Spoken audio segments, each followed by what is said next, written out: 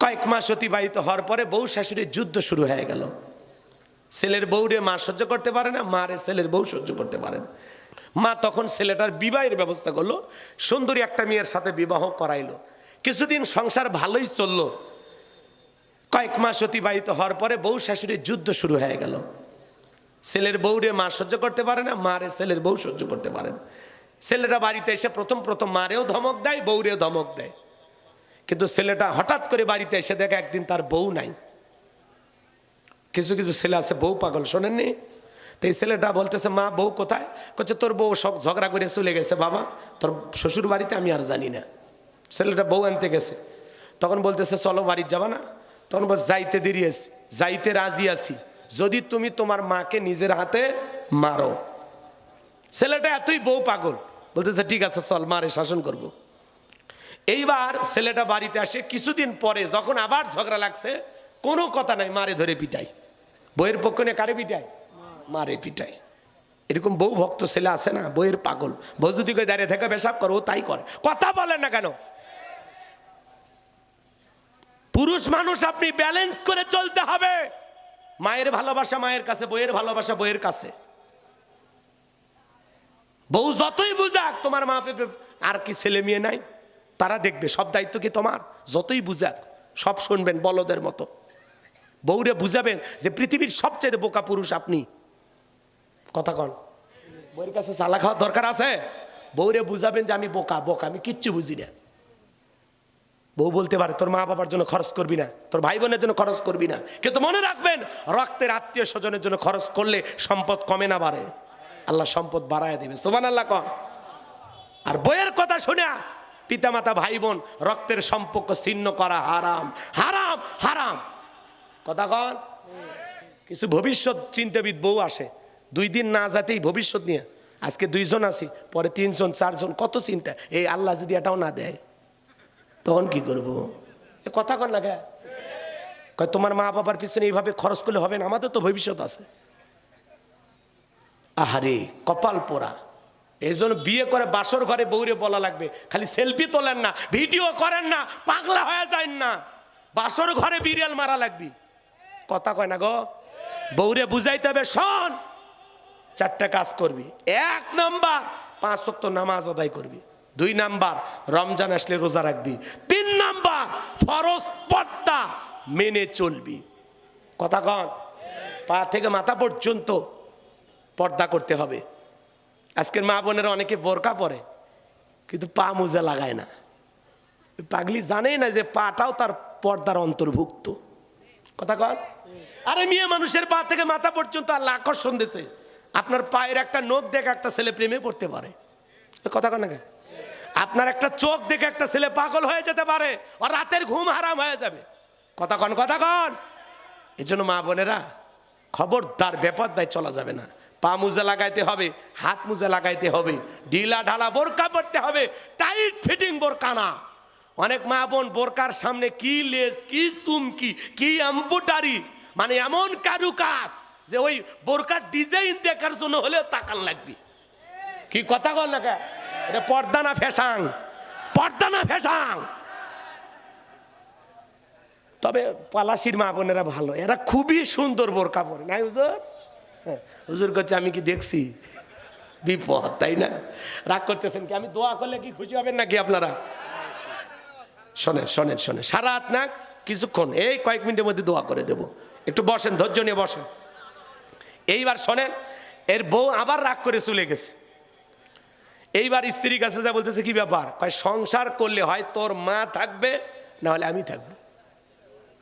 এরকম বউ বলে না? তো এই ছেলেটা বলতেছে, কি বলতে চাও তুমি, কি বলতে চাও? তখন বলতেছে, শোনো, তুমি যদি সংসার আমার নিয়ে করো তাহলে আমার বাপের বাড়িতেই থাকো, আর যদি মনে করো তোমার বাড়িতে নিয়ে যাবা তাহলে ওই বাড়িতে তোমার মাকে রাখা যাবে না। তোমারে কি করব? কয় তুমি বুঝবা না, আমি মেয়ে মানুষ, আমার কাছে একটা কৌশল আছে, যদি তুমি শোনো তাহলে আমি বলবো। ছেলেটা বললে বলো। এইবার স্ত্রী রেখে বেলা, শোনো, আজকে এখান থেকে যাওয়ার পথে বাজার থেকে তুমি কমলা কিনবা, কমলা কিনে বাড়ির দরজায় যাবা, মারে ডাক দিবা, মার মুখে নিজের হাতে কমলা তুলে খাওয়াইবা, মার পা ধরে ক্ষমা চাইবা, এরপরে যা যা করার আমি তোমারে বলে দিচ্ছি। স্ত্রীর কথা শুনে যখন বাড়িতে আসলেন, কমলা কিনে দরজায় ডাক দেয়, মা দরজা খুলে দাও। মা ডেকে বলে, না বাবা, তোর আঘাতের চিহ্নগুলো দিয়ে এখন রক্ত পরে, পুষ পরে, আমি আর তোর হাতের মার খাইতে পারবো না। মা দরজা খুলতে চায় না। ছেলেটা কাকুতি মিনতি করে ডাক দেয়, মা আর মারবো না মা, তোর পা ধরে আমি ক্ষমা চাইবো। মায়ের দিল তো নরম, কয়েকবার যখন দরজায় মা মা বলে ডাক দিয়েছে, দুঃখিনী মা দরজা খুলে দিয়েছে। এইবার ছেলেটা মার পার জড়ায় ধরে কান্দে আর ডেকে বলে, মা অনেক বড় বেয়াদবি করেছি, মামারে তুমি মাফ করে দিও। মার পা ধরে ক্ষমা চায়। মা ডেকে বলে, বাবা নিজের ভুল যেহেতু বুঝতে পেরেছিস, তোর জায়গা আমার পায়ে না, তোর জায়গা আমার বুকে আয়। ছেলেটা এবার মার বুকে গেলেন। কমলা ছেলে একটা ফালটা যখন মার মুখে তুলে দিয়েছে, দুঃখিনী মা ডেকে বলে, বাবা এত আদর করতেছিস, ব্যাপারটা বুঝলাম না। ডেকে বলে, মা মনে তো চায় প্রতিদিন আপনারে ফল ফুট কিনে খাওয়াবো, কিন্তু আপনি তো জানেন আমি একের খেতে কাজ করি, একা একা কাজ করি। কেউ যদি যা আমার একটু সহযোগিতা করতো, আমি গাছগুলো কেটে দিতাম, আর কেউ যদি ছালগুলো পরিষ্কার করতো, তাহলে বেশি হাট বাজারে নিয়ে যাইতে পারতাম, বেশি বিক্রি করে বেশি টাকা ইনকাম করতে পারতাম। মা তখন ডেকে বলে, বাবা বুঝতেই আমি পেরেছি, যা যা বউরে নিয়ে আরামে ঘুমা, কাল ভোরবেলা থেকে আমি মা তোর সাথে আঁকের খেতে চলে যাব। পরের দিন সকালবেলা মা উঠলেন, ছেলে উঠলো, মা ছেলে মিলে আঁকের খেতে চলে গেল। ওই ছেলেটা আঁকের গাছগুলো কাটে আর মা নিচের দিকে হয় সাল পরিষ্কার করে। স্ত্রীর ষড়যন্ত্র হলো, তোমার মা যখন আঁকের খেতে যাবে, ওই কোদাল দিয়া এক কোপে মার কাল্লাটা ফেলায় দিবা, জমিনের ভিতরে গর্ত খুঁড়ে পুঁতে রাখবা, পৃথিবীর কেউ টের পাবে না। কেউ যদি বলে তোমার শাশুড়ি কোথায়, বলবো ঝগড়া লাগে কই চলে গেছে আমরা জানি না, সাপও মরবে লাঠিও ভাঙবে না। এটা হলো স্ত্রীর একটা গভীর চক্রান্ত, ষড়যন্ত্র। এই ছেলেটা সেই ষড়যন্ত্রের ফাঁদে পা দিয়েছে। এইবার আখের গাছগুলো কেটে দেয় আর মা নিচের দিকে হয় সাল পরিষ্কার করে। এইবার সুযোগ বুঝতে যখন কোদালটা উঁচু দিকে তুলে ধরেছে, মার কাল্লাই মারবে, কোদালটা উঁচু করে তুলে ধরেছে, মাকে একটা কোপ দিবে। কত বড় পাষাণ হলে, কত বড় নিঠুর হলে, কত বড় নির্দয় হলে এমন কাজ করতে পারে। যুবক, ওই যে বলছিলাম, সন্তান ভূমিষ্ঠ হওয়ার আগে মারে কয়টা লাথি মারে? কথা কন, কথা কন। এত জোরে লাথি মারে। প্রথম লাথি যখন সন্তান মায়ের গর্ভে মারে, এই লাথি মারার কারণে সন্তান এতদিন যে কভারের ভিতরে ছিল, যে প্যাকেটের ভিতরে ছিল, এটা ফেটে যায়। মা কত কষ্ট পাই, কেমনে বুঝাবো আপনাদের। দ্বিতীয়বার এত জোরে লাথি মারে, মা ব্যথায় ছটপট করে। তৃতীয়বার যখন লাথি মারে বাজা, মার শরীর দিয়া রক্ত ঝরা শুরু হয়ে যায়। যেই সন্তানগুলো নর্মাল ডেলিভারিতে দুনিয়ার জমিনে আসে, ওই সন্তানটা ভূমিষ্ঠ হওয়ার সময় মা তার শরীর থেকে ছোট্ট বালতি দিয়া এক বালতির মতো রক্ত ঢেলে ফেলে দেয়। ওই রক্তটা যদি ওজন করা হয়, কমপক্ষে 2 কেজি থেকে 2 কেজি পর্যন্ত রক্ত মা সন্তানটাকে জন্ম দেওয়ার সময় নিজের শরীর থেকে ঢেলে ফেলে দেয়। কত মা ওই তৃতীয় লাথি খাওয়ার পরে জ্ঞান হারিয়ে ফেলে। সন্তান দুনিয়াতে আসার পরে উম্মা উম্মা করে যখন কান্দে, ওই কান্নার আওয়াজ যত বেশি মা দ্রুত শুনতে পারবে, তত দ্রুত মাটা সুস্থ হয়ে যাবে। সন্তান যখন ভূমিষ্ঠ হয়, এইবার যখন মার জ্ঞান ফিরে আসে, লোকজন যখন সন্তানটা মায়ের কোলে দেয়, মা তখন সন্তানের গালে মুখে চুমা খায় আর বলে, বাসাদর, ও আমার কলিজার টুকরা সন্তান, এতদিন গর্ভে রাখার কষ্ট, প্রসাবের যাতনা, যত কষ্ট আমারে দিলি, আমি তোর মুখটা দেইখা আমি মা সব কষ্ট ভুলে গেলাম। সন্তানের মুখের দিকে তাকায়া মা সমস্ত কষ্টের কথা ভুলে যায় রে যুবক। কেমনে পারো সেই মারে গালি দিতে? কেমনে পারো সেই মায়ের সাথে খারাপ ব্যবহার করতে? আল্লাহ বলেন অকদা রাব্বুকা আল্লাহ তা'বুদু ইল্লা ইয়াহু ওয়া বিল ওয়ালিদাইনি ইহসানা। আল্লাহ বলে আমার ইবাদত করো, আমার গোলামি করো, আমার ইবাদতের সাথে আর কাউকে শরীক করো না। আমার ইবাদতের পরে তোমাদের দায়িত্ব হলো মাতা পিতার খেদমত করা, তাদের সাথে উত্তম আচরণ করা। এ তরুণ যুবকেরা শুনে নাও, তুমি যদি তোমার মা বাবার সাথে ভালো আচরণ করো, তোমার সন্তানও একদিন তোমার সাথে ভালো আচরণ করবে। কথা বলেন। একটা শিক্ষিত লোকের গল্প পড়েছিলাম, বাড়িতে অনেক ভিআইপি খাবার হয়ে গেছে, তেহারি বিরিয়ানি রান্না রোস্ট অনেক কিছু দামি খাবার, ভাঙ্গা একটা প্লেটে কিছু এটো খাবার দিয়া ছোট্ট ছেলেকে বলতেছে যা এই খাবার তোর দাদু ভাইকে দিয়ায়। এখনকার ছোট্ট বাচ্চারা হলো কম্পিউটার, জন্ম নিয়ে একজন নাসা বিজ্ঞানী। কথা কর। জিজ্ঞাসা করছে আব্বা আমরা এত ভালো খাইলে আমার দাদুর জন্য এটো খাবার ভাঙ্গা প্লেট, কারণ কি? তখন বলতেছে তোর দাদুর বয়স হয়ে গেছে, এই খাবারে চলবে যা। তখন ওই ছেলে বলতেছে আব্বা তাহলে আমি যত্ন করে প্লেটটা রেখে দেব, ঠিক দাদুর মতো যখন আপনার বয়স হবে এই প্লেটে করে আমিও আপনাকে খাইতে দেব। শিক্ষিত মানুষ বিবেকের দরজা খুলে গেছে, ভাঙ্গা প্লেটের খাবার ফেলে দিয়া সন্তানকে বুকে জড়ায় বলে বাবা কলেজ বিশ্ববিদ্যালয়ে যা শিখতে পারি নাই আজকে তোর কাছে তাই শিখলাম। ট্রুডুমে ফেলাইয়া দিছিল, সেখান থেকে তিনতলা বিল্ডিং এর উপরে তুললেন, এরপরে গোসল করায় দিয়া নতুন জামা পরাইয়া বাবাকে আদর যত্ন করতে লাগলেন, বাবার সেবা করা শুরু করলেন। স্ত্রী যা বলে কি ব্যাপার, ওই বুড়া মানুষটারে আবার উপরে তুললেন, কয় চুপ কর, আজ থেকে আমরা যা খাবো বাবা তাই খাবে, আমরা যা পরবো বাবা তাই পরবে, আমরা এই রুমে ঘুমাবো, পাশের রুমে বাবা ঘুমাবে, যদি করিস বাবার সাথে বাড়াবাড়ি 1 2 3 পাঠায় দেব বাপের বাড়ি। বউরে বলেন না, আপনি বলেন যতদিন আমার মা বাবা জীবিত থাকবে এক পাতিলে রান্না হবে, পাতিল আলাদা হবে না। যদি আলাদা রান্না করার ইচ্ছা হয় তুই একলাই খাস, মুখ পাবো না।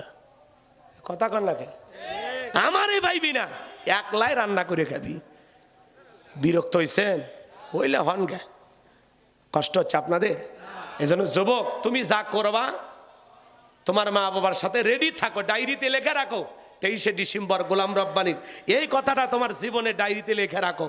তুমি যদি তোমার মা বাবার সাথে বেয়াদবি করো, খারাপ আচরণ করো, তাদেরকে কষ্ট দাও, রেডি থাকো তোমার সন্তানও দ্বিগুণ ফেরত দেবে, যা যা করছো ফেরত দেবে, রেডি থাকো। তাহলে মা বাবারে কষ্ট দেওয়া, পা দুটো আগায় দেন না ভাই, আপনাদের পা ধরে অনুরোধ করে বলে যায় মা বাবার মনে কষ্ট দেবেন না। মা বাবা হলো বটবৃক্ষ, আমাদের নিয়ামত, তারা দোয়া করলে আমাদের কপাল খুলে যাবে। কথা কয় না, কথা কয় না। তাহলে মা বাবার ভালোবাসা দোয়া নিয়ে কারা কারা জান্নাতে যেতে চান, মা বাবার খেদমত করতে চান, দুইটা হাত তুলে মালিককে দেখান। আল্লাহ আমাদের সবাইকে পিতা মাতার খেদমতকারী সন্তান হিসাবে কবুল করুন। চিল্লা বলেন আমিন, আর একটু জোরে বলেন আমিন। যুবক, মায়ের ঋণ কখনো শোধ, বাবার ঋণ কখনো শোধ হবে?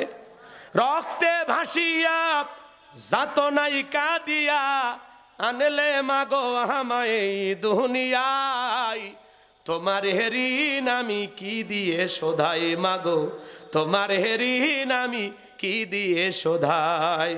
দেখেছি পৃথিবীতে প্রথম মায়ের মুখ, পেয়েছি ভালোবাসায় পূর্ণ মায়ের বুক, বলতে পারি না কথা মা বোঝে আমার ব্যথা, তাই তো রেখেছো মা বুকেতে জড়াই, তোমার ঋণ আমি কি দিয়ে শোধাই মাগো, তোমার ঋণ আমি কি দিয়ে শোধাই।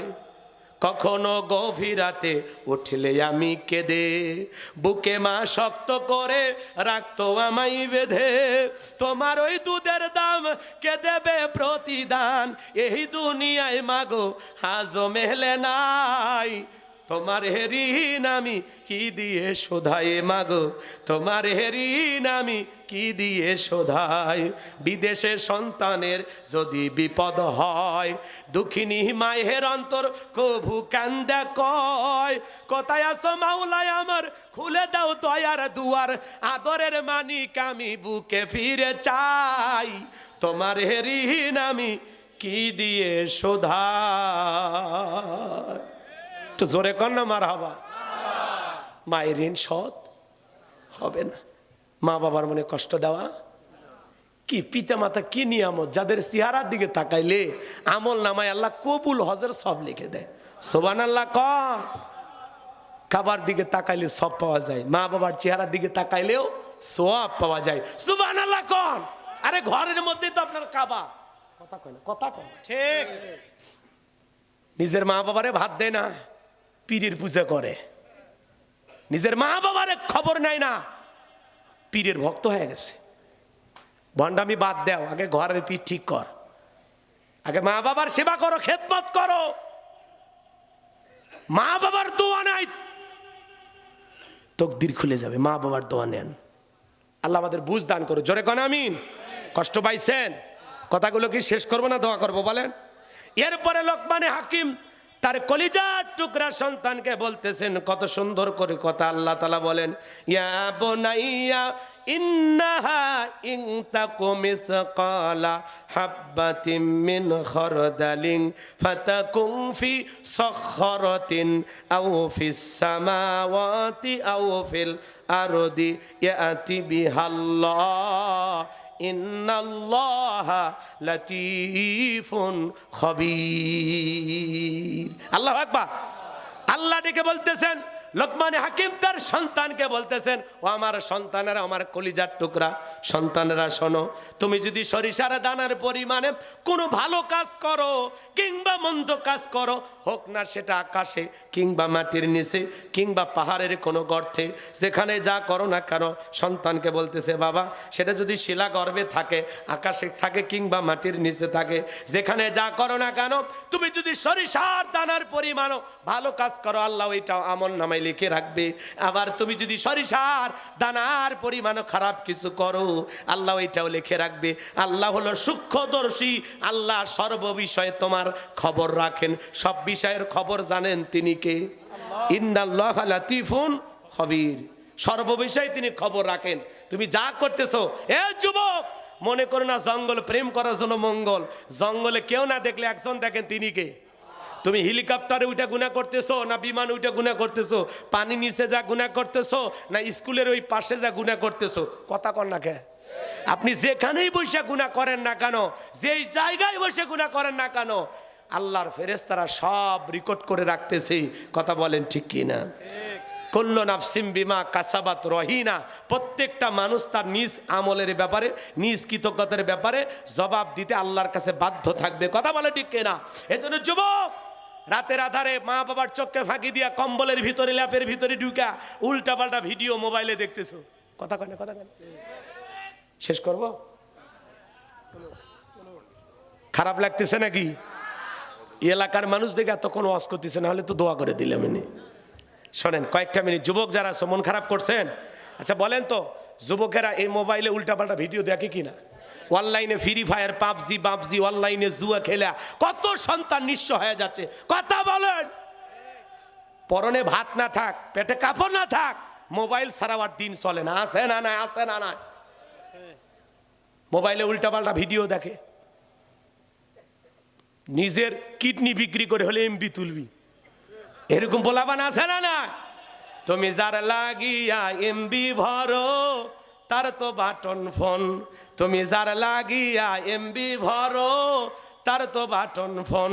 কেমন করে বুঝবে রে সে, কেমন করে বুঝবে রে সে, ডিজিটাল তোর মন। তুমি যার লাগিয়া এমবি ভরো, তার তো বাটন ফোন। মেসেজ দিলে সেন্ড করে না, দেয় না তো রিপ্লাই। ভিডিও কলে বলবা কথা, ক্যামেরা তার নাই রে, ক্যামেরা তার নাই। ডিজিটাল এই যুগ জামানায়, ডিজিটাল এই যুগ জামানায়, অ্যানালগ তার মন। তুমি যার লাগিয়া এমবি ভরো, তার তো বাটন ফোন। কথা কয় না? প্রেম প্রীতি ভালোবাসা বিয়ের আগে নয়, মনের মধ্যে রাখো তুমি পরকালের ভয় রে, আল্লাহ তাআলার ভয়। গানের মধ্যে শিক্ষা আছে না না? প্রেম প্রীতি ভালোবাসা বিয়ের আগে নয়, মনের মধ্যে রাখো তুমি পরকালের ভয় রে, আল্লাহ তাআলার ভয়।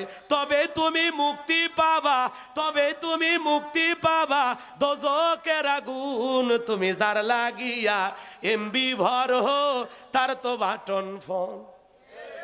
20 বছর বয়স হয়নি, বাড়িতে এসে আব্বা উত্তর পাড়া লাখিকে আমি কথা দিয়েছি, রাজি থাকলে 1 সাপুন, না হইলে 2 সাপুন। পিতামাতা রাজি হয় না, পালিয়ে যায়, বিয়ে করে, দাম্পত্য জীবনে সুখ নাই, 3 মাস পরে জানলা ভেঙে ভালোবাসা পালিয়ে গেছে। মনে রাখবেন, যারা পিতামাতার অবাধ্য হয়ে বিয়ে করে, মা বাবারে কষ্ট দিয়ে বিয়ে করে, এরা জীবনে সুখী হতে পারে না, পারে না, পারে না। পিতামাতার দোয়া আছে যেখানে বরকত আছে, মুরব্বীদের দোয়া আছে যেখানে কল্যাণ আছে। একা একা মাত বাড়ি করে বিয়ে করিস না, ধ্বংস হয়ে যাবো। হে কথা কন না কে?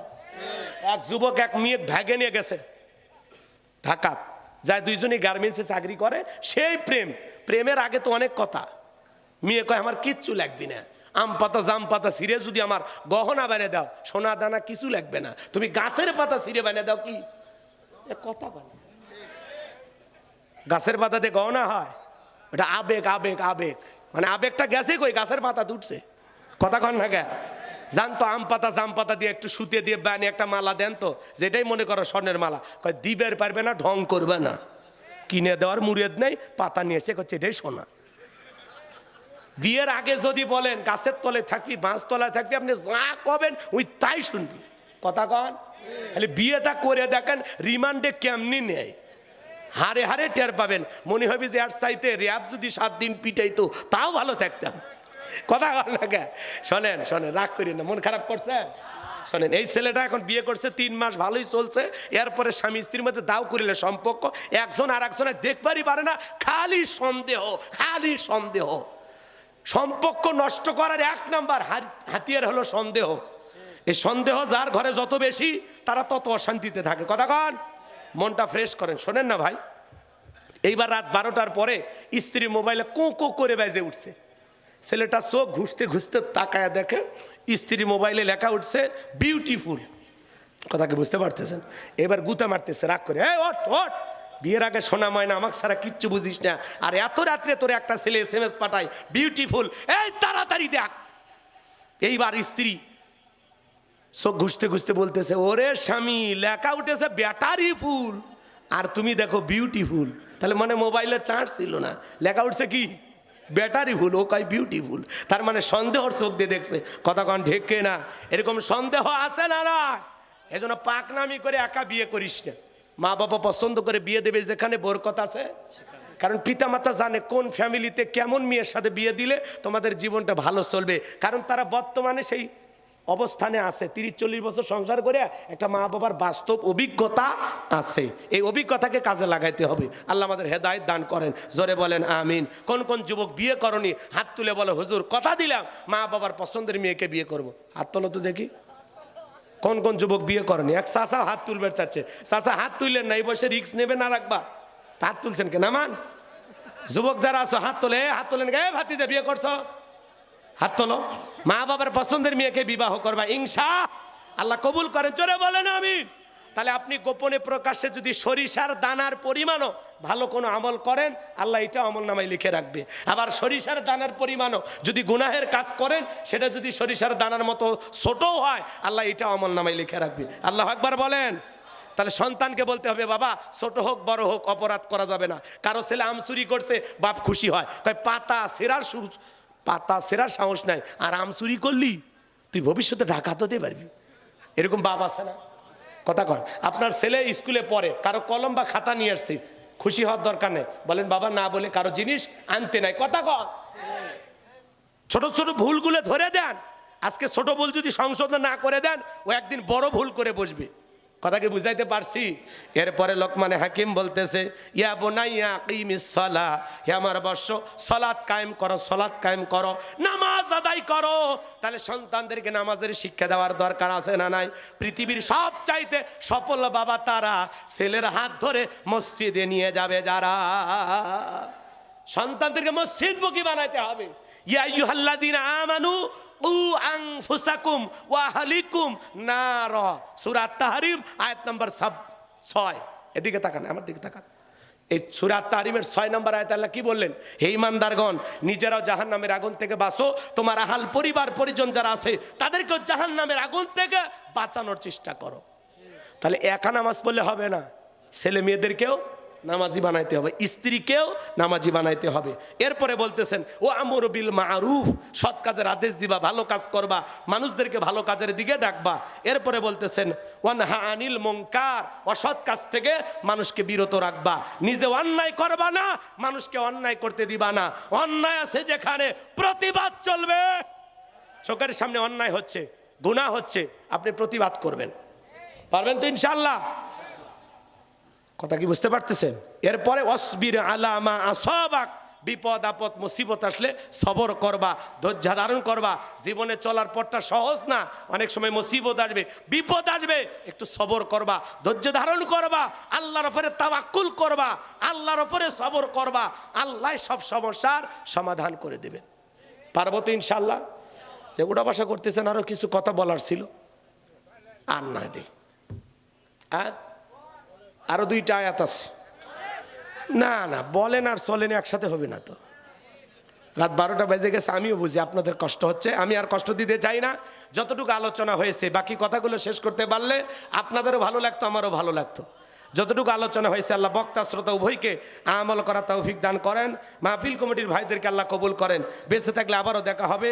যতটুকু হয়েছে এর মধ্যে একটি আমলের কথা যদি হয়, আল্লাহ বক্তা শ্রোতা উভয়কে আমল করা তৌফিক দান করেন। ওয়া আখিরি দাওয়ানা আনিল হামদুলিল্লাহি রাব্বিল আলামিন। আসসালামু আলাইকুম ওয়া রাহমাতুল্লাহি ওয়া বারাকাতুহু। সকলে দরুদ ইব্রাহিম পড়ুন। আল্লাহুম্মা সাল্লি আলা মুহাম্মদ ওয়া আলা আলি মুহাম্মদ কামা সাল্লাইতা আলা ইব্রাহিম ওয়া আলা আলি ইব্রাহিম ইন্নাকা হামিদুম মাজিদ। আল্লাহুম্মা বারিক আলা মুহাম্মদ ওয়া আলা আলি মুহাম্মদ কামা বারাকতা আলা ইব্রাহিম ওয়া আলা আলি ইব্রাহিম ইন্নাকা হামিদুম মাজিদ।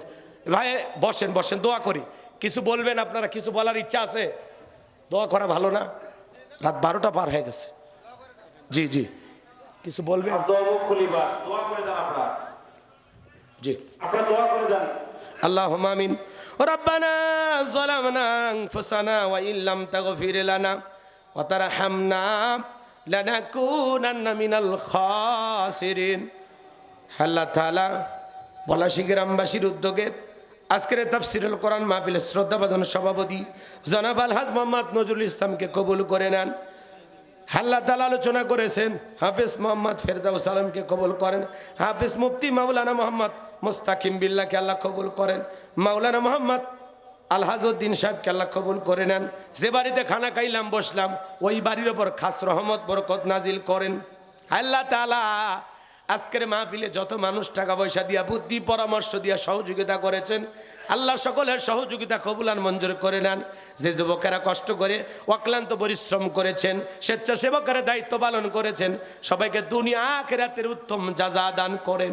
আল্লাহ আমরা যারা হাত তুলে ধরেছি, অনেকের মা নাই বাবা নাই, এতিম বানায় কবরে চলে গেছে। জনম দুঃখিনী মার কথা কি বলা যায়? আদরের আব্বার কথা কি বলা যায়? ওই জনম দুঃখিনী মা যাদের কবরে চলে গেছে, আল্লাহ মায়ের কবরে আর সবটুকু পৌঁছায় দাও। আদরের আব্বার কবরে আর সবটুকু পৌঁছায় দাও। আব্বা আম্মার কবর জান্নাতের বাগান বানায় দেন। রব্বির হামহুমা কামা রব্বায়ানি সগীরা। ওয়া রব্বির হামহুমা কামা রব্বায়ানি সগীরা। আমাদের আত্মীয় স্বজন যারা কবরে চলে গেছে, মাফ করে দেন, কবরগুলো জান্নাতের বাগান বানায় দেন। আল্লাহ আমরা যারা হাত তুলে ধরেছি, নফসের ধোকায় পড়ে, দুনিয়ার মহাব্বতে পড়ে, দিনের আলোতে রাতের আধারে গোপনে প্রকাশ্যে অনেক গুনাহ করে ফেলেছি। আল্লাহ আমাদের গুনাহের দিকে যদি তাকাও, জাহান্নাম ছাড়া কোনো উপায় হবে না। আল্লাহ তুমি রহমান, তুমি রহিম, ও আনতা আরহামুর রাহিমিন, তোমার অনেক দয়া। আল্লাহ আমাদের গুনাহের দিকে না তাকাইয়া, তোমার রহমতের দরিয়ার দিকে তাকাইয়া আমাদের সকলের তামাম জিন্দেগির গুনাহগুলো মাফ করে দাও। আল্লাহ কঠিন ভয়ঙ্কর জাহান্নামের আগুন থেকে আমাদের মুক্তি দাও। রব্বানা সরিফ আন্না আযাবা জাহান্নাম ইন্না আযাবাহা কানা গরামা। রব্বানা আতিনা ফিদ দুনিয়া হাসানাতাও ওয়া ফিল আখিরাতি হাসানাতাও ওয়া কিনা আযাবান নার। আল্লাহ আল্লাহ ওই ভয়ঙ্কর জাহান্নামের আগুন থেকে আমাদেরকে আপনি মুক্তি দেন। আল্লাহ সামান্য সূর্যের তাপে আমরা অস্থির হয়ে যাই, জাহান্নামের আগুন সহ্য করার ক্ষমতা আমাদের নাই। আল্লাহ আপনি আমাদের সবাইকে মাফ করে দেন।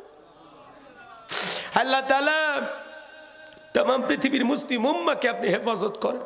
বাংলাদেশের মসজিদ মাদ্রাসাগুলো কবুল করেন, হক্কানে উলামা ইকরামদের কবুল করেন। আল্লাহ এই জমিনকে কোরআন আর ইসলামের জন্য কবুল করেন। চর্মচোখে একবার দেখতে চায় কোরআন দিয়ে দেশটা চললে কেমন দেখা যায়। আল্লাহ এই জমিনকে কোরআন আর ইসলামের জন্য কবুল করে নেন। আল্লাহ এই জমিনকে কোরআন আর ইসলামের জন্য কবুল করে নেন।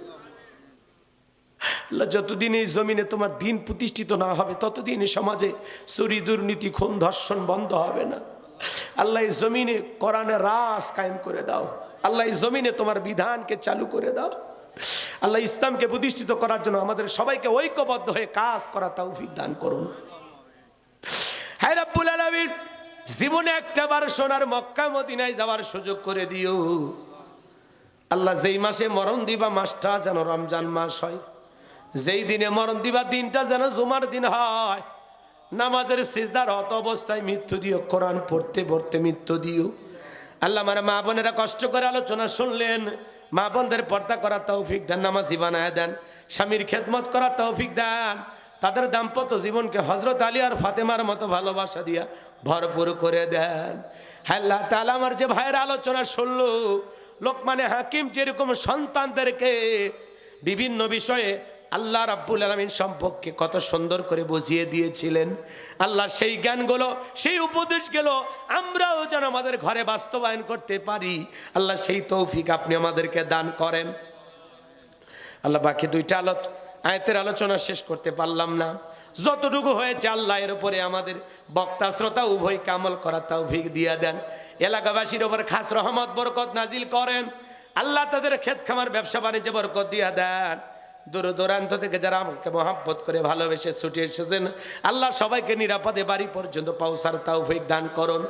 আল্লাহ আমার মামা দুলা ভাইদেরকে আল্লাহ কবুল করে নেন।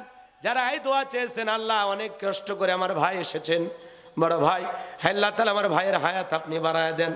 রব্বুল আলামিন অনেকে দোয়া চেয়েছেন, আল্লাহ তাআলা আমার এক বন্ধু এসেছেন, আল্লাহ তাকে আপনি কবুল করে নেন। হায় রব্বুল আলামিন আমার আতিক শাহাদত আব্দুর রহিম ভাইকে কবুল করে নাও।